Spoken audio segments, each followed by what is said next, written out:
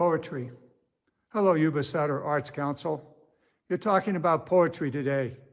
I love poetry. Sometimes when I'm on an airplane flying back and forth from Washington, I just get plain tired of reading all the documents, all the briefing papers, and I'll take out my iPad and I'll pull to some poetry that I have saved there. Some of the songs of Solomon 2,000 years ago.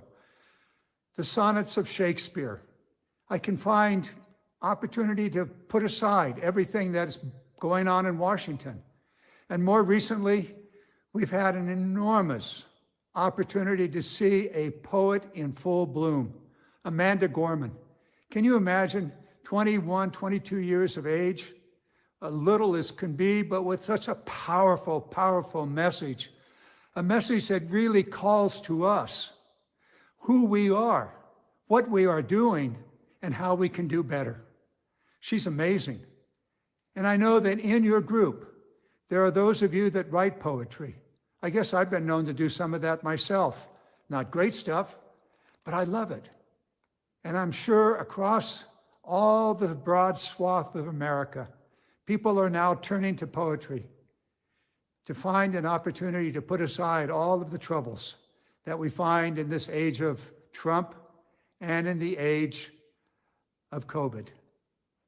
So I wish I were with you. I wish I could listen to you as you read the poetry of the inaugural addresses. I know that this most recent one will fill your hearts with hope, fill your minds, and challenge you as it did me. I was there to listen to this woman. It was an honor of the day. Best wishes.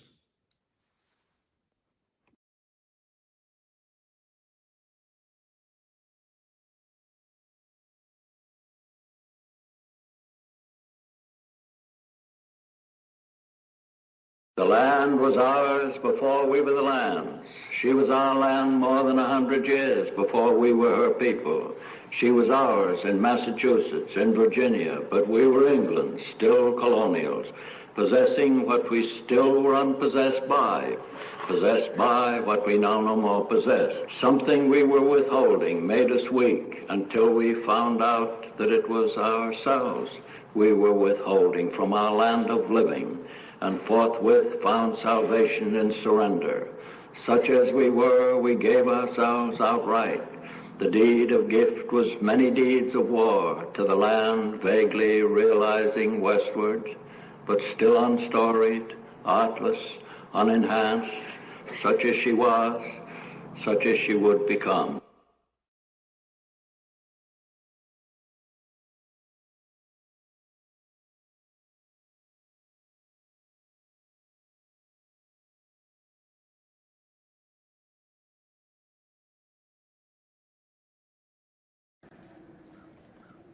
A rock, a river, a tree, hosts to species long since departed, marked the mastodon, the dinosaur, who left dry tokens of their sojourn here on our planet floor. Any broad alarm of their hastening doom is lost in the gloom of dust and ages. But today, the rock cries out to us, clearly, forcefully, "Come, you may stand upon my back and face your distant destiny, but seek no haven in my shadow. I will give you no hiding place down here. You, created only a little lower than the angels, have crouched too long in the bruising darkness, have lain too long face down in ignorance, your mouths spilling words armed for slaughter. The rock cries out to us today, you may stand upon me, but do not hide your face. Across the wall of the world, a river sings a beautiful song. It says, come, rest here by my side. Each of you, a bordered country, delicate and strangely made, proud, yet thrusting perpetually under siege. Your armed struggles for profit have left collars of waste upon my shore. currents of debris upon my breast. Yet today I call you to my riverside, if you will study war no more. Come, clad in peace, and I will sing the songs the Creator gave to me when I and the tree and the rock were one. Before cynicism was a bloody sear across your brow, and when you yet knew, you still knew nothing. The river sang and sings on.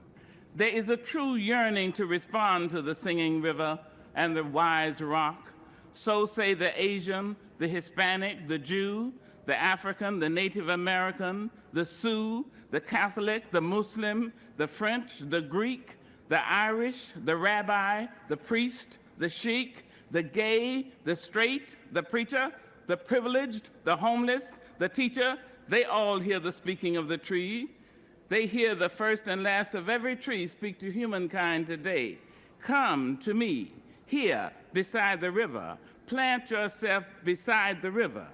Each of you, descendant of some passed-on traveler, has been paid for. You who gave me my first name, you Pawnee, Apache, Seneca, you Cherokee Nation, who rested with me, then forced on bloody feet, left me to the employment of other seekers, desperate for gain, starving for gold. You the Turk, the Arab, the Swede, the German, the Eskimo, the Scot, you the Ashanti, the Yoruba, the Kru, bought, sold, stolen, arriving on a nightmare, praying for a dream. Here, root yourselves beside me. I am that tree planted by the river which will not be moved. I the rock, I the river, I the tree, I am yours. Your passages have been paid. Lift up your faces. You have a piercing need for this bright morning dawning for you. History, despite its wrenching pain, cannot be unlived, but if faced with courage, need not be lived again. Lift up your eyes upon this day breaking for you. Give birth again to the dream. Women, children, men, take it into the palms of your hands. Mold it into the shape of your most private need. Sculpt it into the image of your most public self. Lift up your hearts. Each new hour holds new chances for new beginnings. Do not be wedded forever to fear, yoked eternally to brutishness. The horizon leans forward, offering you space to place new steps of change. Here, on the pulse of this fine day, you may have the courage to look up and out and upon me, the rock, the river, the tree, your country.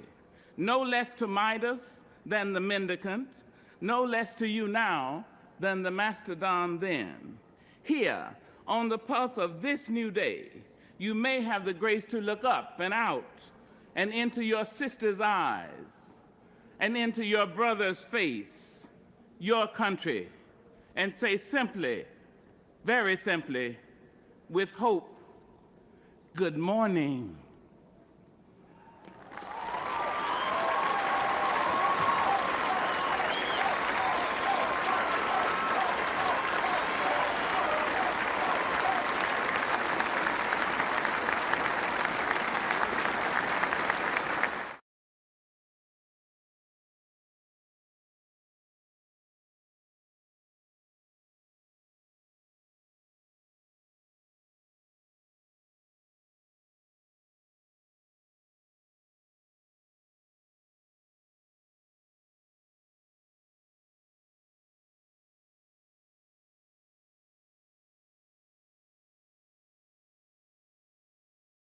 As he did for his first inauguration in 1993, President Clinton has asked a distinguished American scholar to compose a poem for this historic day.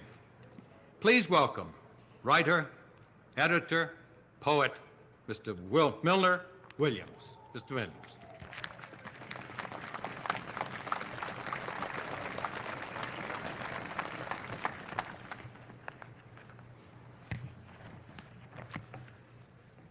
Of history, and hope. We have memorized America, how it was born and who we have been and where. In ceremonies and silence, we say the words, telling the stories, singing the old songs. We like the places they take us. Mostly we do. The great and all the anonymous dead are there. We know the sound of all the sounds we brought. The rich taste of it is on our tongues. But where are we going to be? And why? And who? The disenfranchised dead want to know. We mean to be the people we meant to be, to keep on going where we meant to go. But how do we fashion the future? Who can say how, except in the minds of those who will call it now, the children, the children. And how does our garden grow? With waving hands, oh, rarely in a row, and flowering faces and brambles that we can no longer allow. Who were many people coming together cannot become one people falling apart. Who dreamed for every child an even chance cannot let luck alone turn doorknobs or not. Whose law was never so much of the hand as the head cannot let chaos make its way to the heart. Who have seen learning struggle from teacher to child cannot let ignorance spread itself like rot.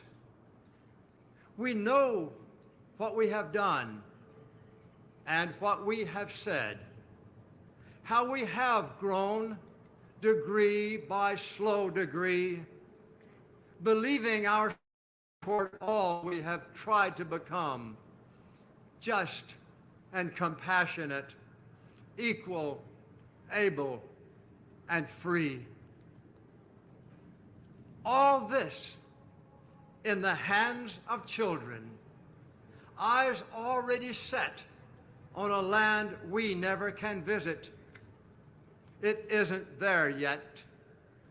But looking through their eyes, we can see what our long gift to them may come to be. If we can truly remember, they will not forget.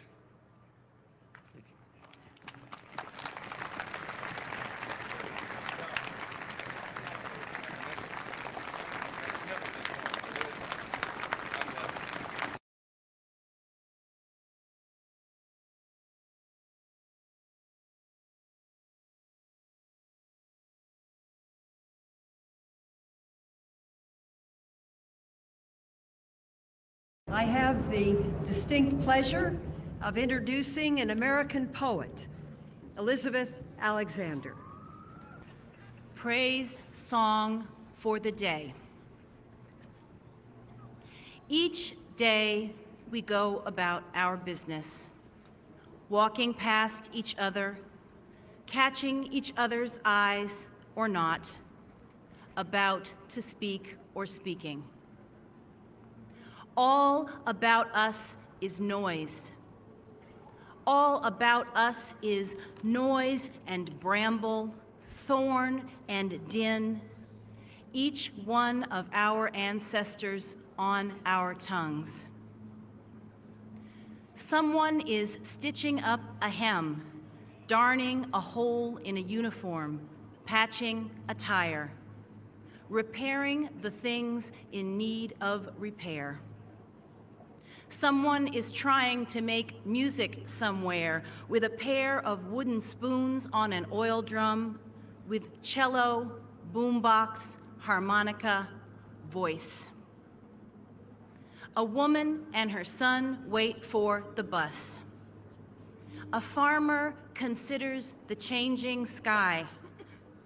A teacher says, "Take out your pencils. Begin." We encounter each other in words, words spiny or smooth, whispered or declaimed, words to consider, reconsider. We cross dirt roads and highways that mark the will of someone and then others who said, "I need to see what's on the other side. I know there's something better down the road. We need to find a place where we are safe. We walk into that which we cannot yet see." Say it plain, that many have died for this day. Sing the names of the dead who brought us here, who laid the train tracks, raised the bridges, picked the cotton and the lettuce, built brick by brick the glittering edifices they would then keep clean and work inside of. Praise song for struggle. Praise song for the day. Praise song for every hand-lettered sign, the figuring it out at kitchen tables. Some live by love thy neighbor as thyself. Others by first do no harm or take no more than you need. What if the mightiest word is love? Love beyond marital, filial, national. Love that casts a widening pool of light. Love with no need to preempt grievance. In today's sharp sparkle, this winter air, anything can be made, any sentence begun. On the brink, on the brim, on the cusp. Praise song for walking forward in that light.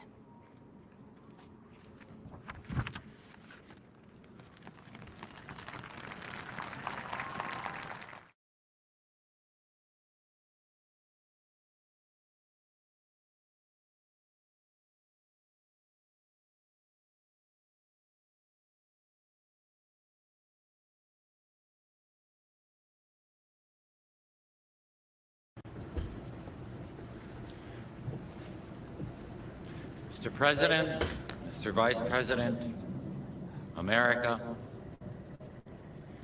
one today. One sun rose on us today, kindled over our shores, peeking over the Smokies, greeting the faces of the Great Lakes, spreading a simple truth across the Great Plains, then charging across the Rockies. One light, waking up rooftops, under each one a story, told by our silent gestures moving across windows. My face, your face, millions of faces in morning's mirrors, each one yawning to life, crescendoing into our day. The pencil yellow school buses, the rhythm of traffic lights, fruit stands, apples, limes, and oranges arrayed like rainbows, begging our praise. Silver trucks heavy with oil or paper, bricks or milk, teeming over highways alongside us on our way to clean tables, read ledgers, or save lives, to teach geometry or ring up groceries, as my mother did for 20 years. so I could write this poem for all of us today. All of us, as vital as the one light we move through, the same light on blackboards with lessons for the day, equations to solve, history to question, or atoms imagined, the I have a dream we all keep dreaming, or the impossible vocabulary of sorrow that won't explain the empty desks of 20 children marked absent today and forever. Many prayers, but one light, breathing color into stained glass windows, life into the faces of bronze statues, warmth onto the steps of our museums and park benches as mothers watch children slide into the day. One ground, our ground, rooting us to every stalk of corn, every head of wheat sown by sweat and hands, hands gleaning coal or planting windmills in deserts and hilltops that keep us warm, hands digging trenches, routing pipes and cables, hands as worn as my father's, cutting sugarcane so my brother and I could have books and shoes. The dust of farms and deserts, cities and plains, mingled by one wind, our breath. Breathe. Hear it through the day's gorgeous din of honking cabs, buses launching down avenues, the symphony of footsteps, guitars and screeching subways, the unexpected songbird on your clothesline.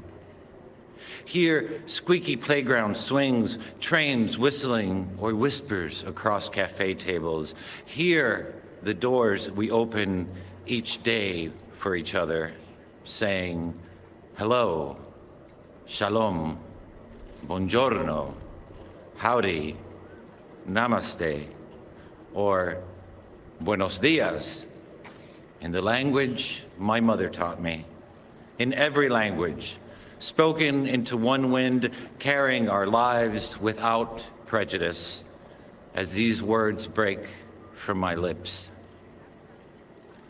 One sky, since the Appalachians and Sierras claimed their majesty, and the Mississippi and Colorado worked their way to the sea.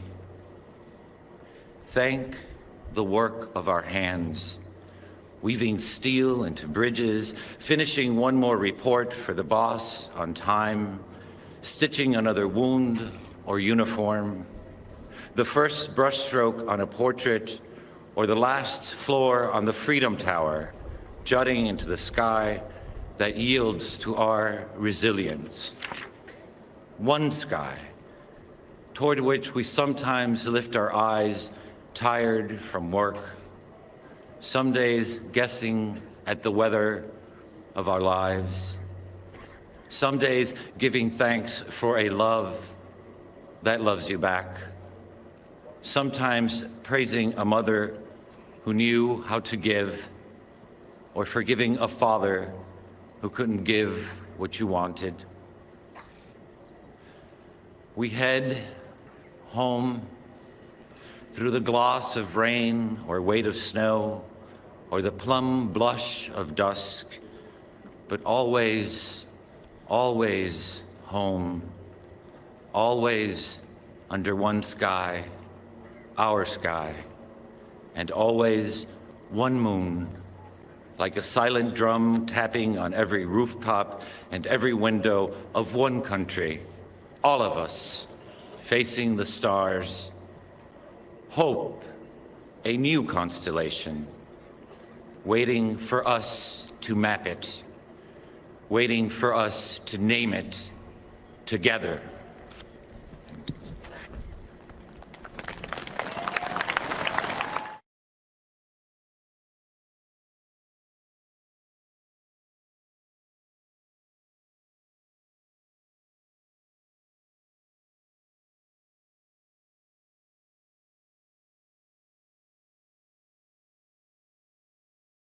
Mr. President, Dr. Biden, Madam Vice President, Mr. Emhoff, Americans, and the world.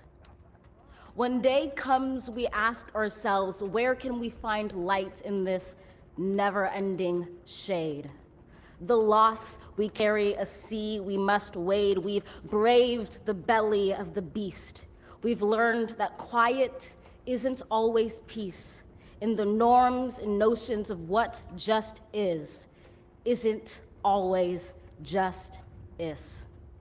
And yet the dawn is ours before we knew it. Somehow we do it. Somehow we've weathered and witnessed a nation that isn't broken, but simply unfinished. We, the successors of a country and a time where a skinny black girl descended from slaves and raised by a single mother can dream of becoming president, only to find herself reciting for one.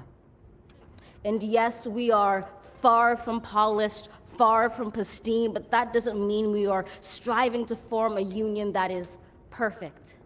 We are striving to forge our union with purpose, to compose a country committed to all cultures, colors, characters, and conditions of man.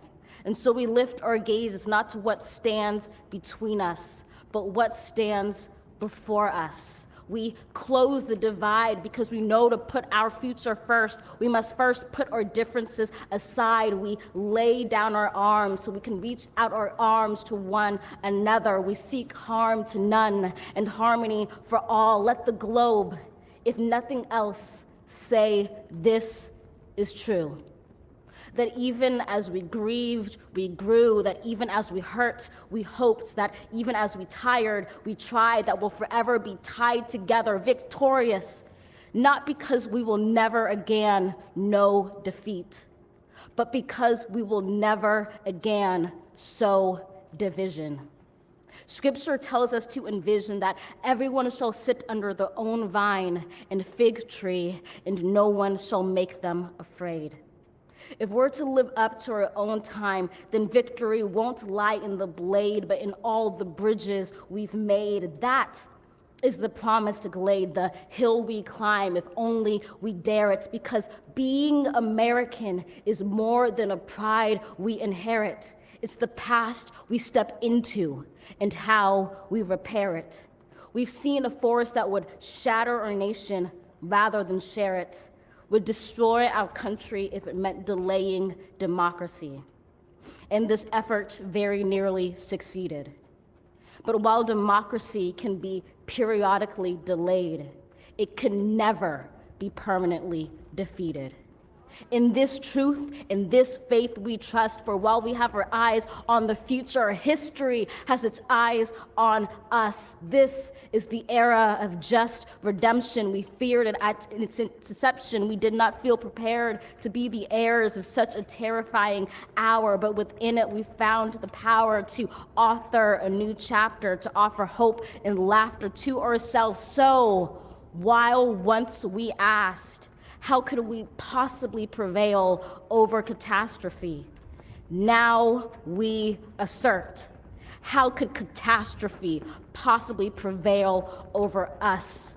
We will not march back to what was, but move to what shall be, a country that is bruised but whole, benevolent but bold, fierce and free. We will not be turned around or interrupted by intimidation, because we know our inaction and inertia will be the inheritance of the next generation. Our blunders become their burdens. But one thing is certain: if we merge mercy with might and might with right, then love becomes our legacy and change our children's birthright. So let us leave behind a country better than the one we were left. With every breath from my bronze-pounded chest, we will raise this wounded world into a wondrous one. We will rise from the gold-limbed hills of the West. We will rise from the wind-swept Northeast, where our forefathers first realized revolution. We will rise from the lake-rimmed cities of the Midwestern states. We will rise from the sun-baked South. We will rebuild, reconcile, and recover in every known nook of our nation, in every corner called our country. Our people, diverse and beautiful, will emerge battered and beautiful. When day comes, we step out of the shade, aflame and unafraid. The new dawn blooms as we free it. For there is always light, if only we're brave enough to see it, if only we're brave enough to be it.